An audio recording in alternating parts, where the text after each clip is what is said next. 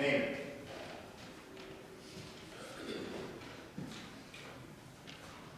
He wasn't much of a man of faith. He wasn't an Israelite. He was a leader, a military leader, who really wanted nothing to do with Israel. And yet he gets afflicted by what the text says is leprosy. And I think each of us knows in some kind of way that illness and near-death experiences change things. They change your view. What seems impossible before can suddenly become your only hope, right? And that's kind of what happens to Naaman here. He's desperate, it seems, to heal himself. Because leprosy, can spread, it could ostracize you from a community, it can turn you from a great leader into somebody who no one wants to go around. And so he approaches his own king, his king writes a letter, and he treks out to Israel and speaks to the king there, who says, what am I supposed to do, right? What am I supposed to do with you? And he tears his clothes, which is an interesting sort of sidebar. And so Elisha hears and says, let's help this guy out.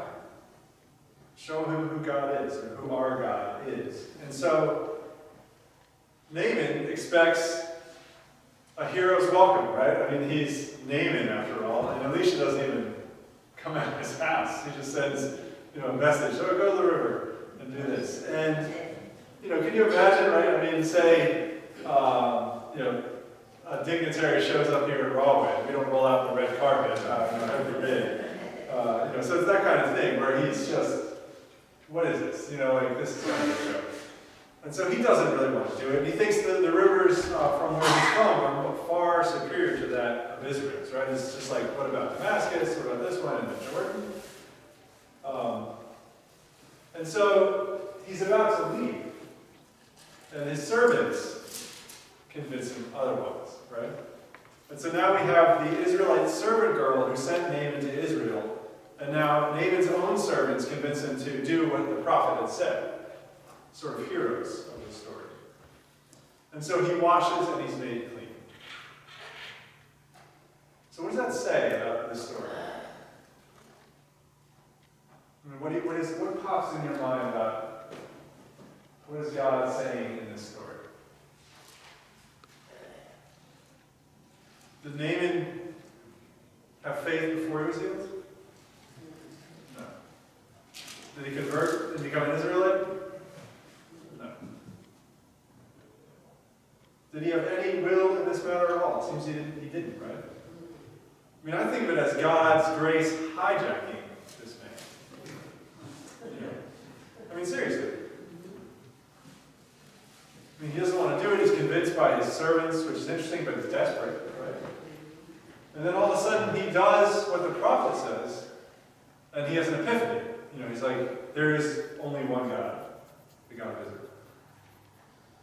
And I think a lot of times we get bogged down in how God works, right? And, we're all churchly folk. And we come to church to see and hear about how God has worked and how God is working in our lives. But it seems like no matter what we do, God seems to go beyond our expectations, our limitations. How can we confine God to anything?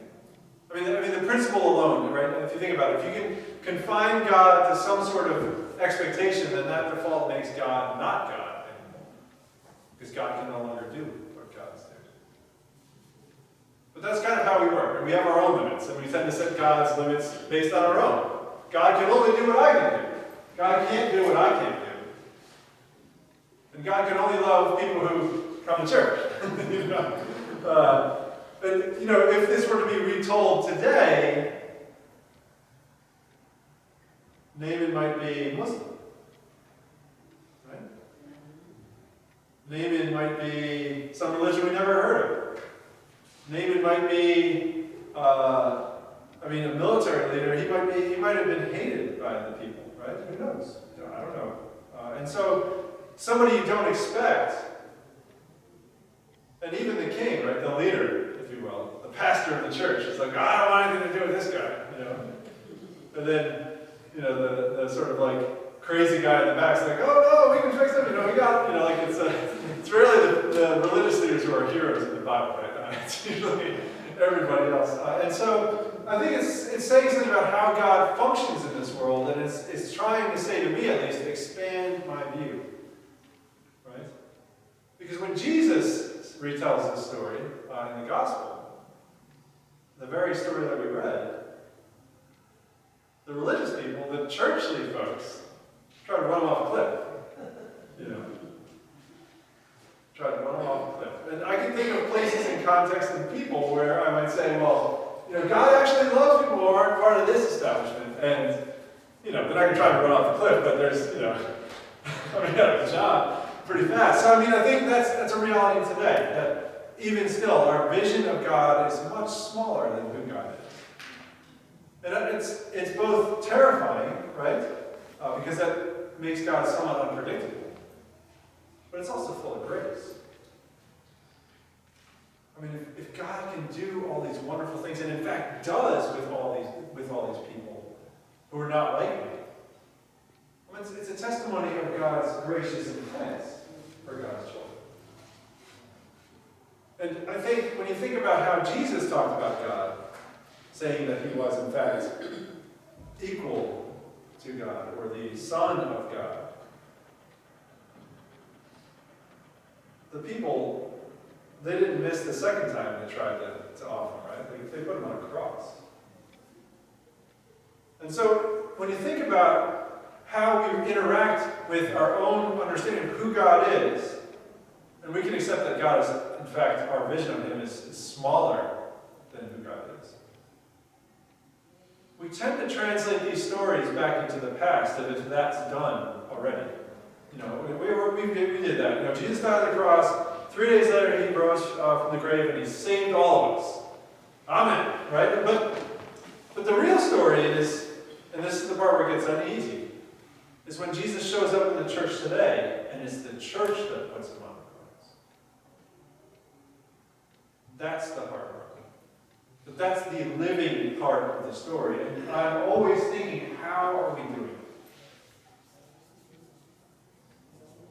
Because religious people, he says, well, the prophets healed people who weren't part of the church, right? And you see it all the time. Churches can become tribal.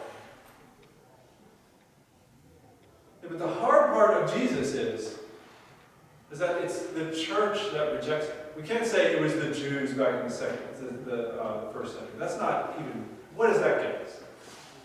Nothing. Right? And so it's the religious people that didn't like it. Why? Because he healed lepers, the homeless. Because he talked to the Samaritans. Where's that? Another country. Is that north? Is it Canada? Trudeau? Or south? Either way. That's who Jesus is talking to. Right? He says, welcome the stranger, and you have welcomed me. He says, clothe the naked, and you have clothed me. He says, give drink to the thirsty, you have given me a drink. Give food to the hungry, you have given me food. Visit the imprisoned, and you have visited me. Talk about that at my Thanksgiving dinner table. I'll tell you, half my relatives are like, we're done with the turkey, we're going to eat you now. That's how it goes, right? Because Jesus confronts us, and if Jesus doesn't do that, then it's not Jesus. He doesn't leave us where we are. He moves us into uncomfortable territory, and he might even make us mad and say, you know what, I'm going to put you on the cross. I can't do this, Jesus. But that's the challenge of this Messiah, this Jesus Christ.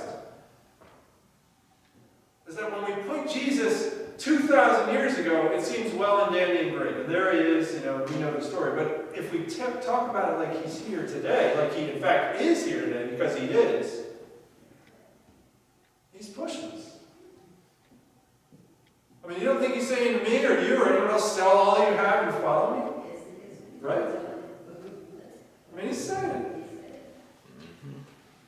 You know, when he goes up on the mountaintop and he sees Elijah and Moses, and he brings the disciples up there, and they're like, whoa, this is the best thing I've ever seen. And they, like us, think that's the end and that's the beginning, because he goes down the mountain and he says, you know, we're going to heal some people and the disciples can't do it. You faithless generation is what he says. You know, he's not some dead guy, right? I mean, he's not. He's our Savior. He's the one that we're here for. And he's pushing, healing, feeding, visiting, and saying truth. You know, Pilate says, what is truth to Jesus, who says nothing? Because he's like, you're looking at it. You know, religious leaders didn't like him. Politicians didn't like him, right? Pilate, and we talked about him on Sunday. Real nice guy, right? And so Jesus shows us who God is. He is the embodiment of the grace of God, which is far wider than we can conceive, and more daring than we feel comfortable with. And that should be good news. Because that means there's a world yet to come.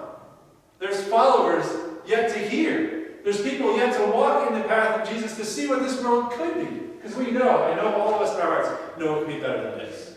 Right? It could be better. That's who Jesus is asking us to be, to follow him and see where it goes. And if people aren't talking about crosses, but, you know, congratulations, then you might be doing it the wrong way. Right? I mean, the disciples of Jesus, the first 12, we know what happened to Judas. The rest of them, most of them had a similar end to him. I mean, that may seem tragic and terrible, but the thing is that they took that end in faith and did it anyway because they knew how great God is. It's a depth and passionate commitment. And we can celebrate our faith here in the United States, thank God, right? Yes. But there are other challenges that we face, and other problems. But the truth is that Jesus is the one calling us, leading us, guiding us to a better world, and we just haven't even taken a glimpse of it yet. You know, some of us can tolerate this the way it is, others can't. But the fact remains that the kingdom is drawing near in Jesus Christ. It always is, it always will be. And the challenge and gift is that we are part of this. Not 2,000 years ago, not in California or Canada or Mexico, here in Norway. Here in Union County, down in Florida, where you guys are going. That's what we're called to do. Be kingdom people. To walk the walk. To show people who Jesus is by everything we do. And when we make mistakes, to say, I'm sorry. This Sunday we're going to hear about the prodigal son. Right? And we know what happens to that guy. He goes out and has a heck of a time. And he comes back. And Dad's sitting there with open arms, right? Like, yeah. That's God. That's God. Amen?